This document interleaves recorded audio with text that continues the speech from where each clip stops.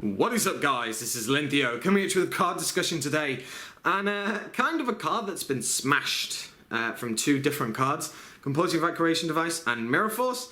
Now we have Air Force. Air Force is a normal trap card, and its effect reads as follows: when your opponent declares an attack, return all face-up attack position monsters your opponent controls to the hand. I don't know about you, but this card is pretty goddamn good. Now, if we compare Mirror Force and we compare Air Force next to each other, which is better? You might think it's a simple answer, but at times it isn't actually that simple.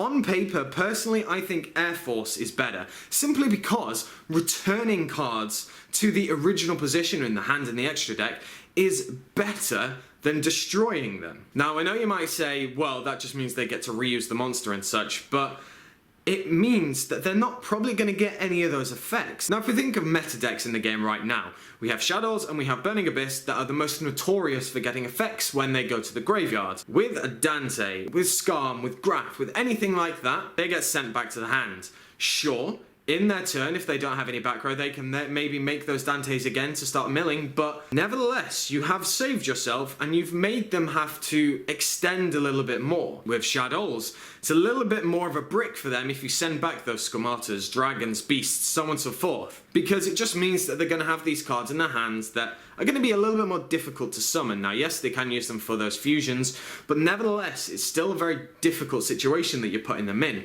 If we look at Mirror Force, and while Mirror Force is at 3 right now in the meta while I'm doing this video, and it is still a very good card, it has to be used wisely, because you don't want to activate it when your opponent has 3 Dantes on the board, so then they can start getting all those pluses. While you might have saved yourself, you've just given their resources a massive boost. Air Force is one of these cards that I can see being played a lot.